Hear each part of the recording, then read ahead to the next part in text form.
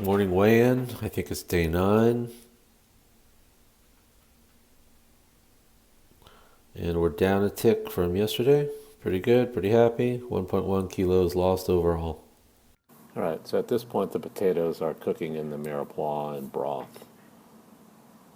And now I'm adding some of the flavorful mushrooms. And they're just, roughly chopped. And now I'm mixing them in.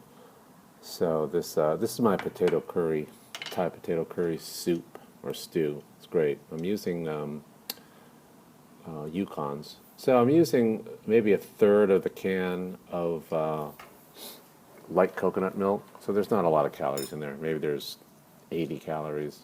A lot of that's from fat. Who cares? Not going to worry about it. So now comes. I use some curry paste. I've also just used curry powder. I don't know what the difference is. Anyway, there's some curry paste. And so what I'm trying to do here, okay, now here's the sriracha. This is so important. It adds a nice little kick. So add as much as you like for the amount of hotness you like. So now so basically, like I said, I have the mirepoix in there and some chicken broth, which is all artificial. Some pepper I'm adding. Okay, and to that, I added the chopped up Yukons, and they're stewing. So everything's stewing in here. And actually, this is a little towards the end. I think I let them stew for about 15, 20 minutes. So it's really, everything's soft. So at the very end, I'll add these ingredients. I want, like the bell peppers, I want to be crispy, so I'll add them right in the end. So after 20 minutes of stewing, where the potatoes are all creamy and soft, I will finally add some of the greens, and those are bell peppers, which I like to remain crispy if possible.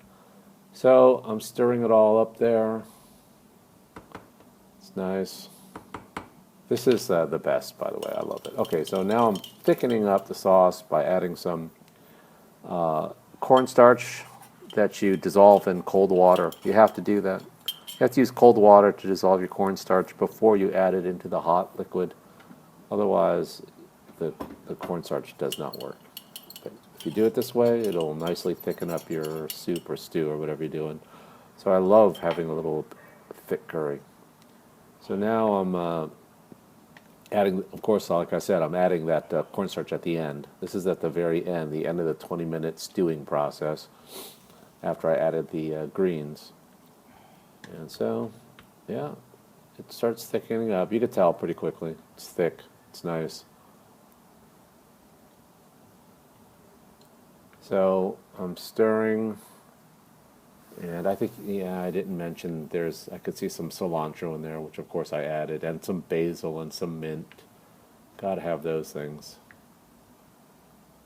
So again, there's the mirepoix, there's the potatoes, there's the chicken broth. Okay, now I'm just mashing up the potatoes, so that'll also thicken it up. The potato starch. So the Yukons have been stewing for 20 minutes, and they're pretty. They're pretty readily smashed at this point. So I'm just mashing it up because you just want to make a creamy stew or soup or whatever you call it. So yeah, I will definitely mash the bigger potato pieces. It doesn't matter. You don't have to mash them all. I'm not going to get an immersion blender and whip all this stuff up. Just smashing up the big parts because Yukons just make for nice creamy stews. And so, like I said, combined with the cornstarch that I added in there and the potato starch from the potatoes, gets nice and thick.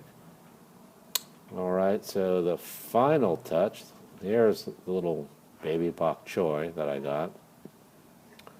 And I cut off the ends and separated out the leaves. They're all washed. So this stuff cooks so quickly. I mean, I don't even need to stir it around. I could probably just turn off the stove right now, and the end product will be nice and crisp vegetables.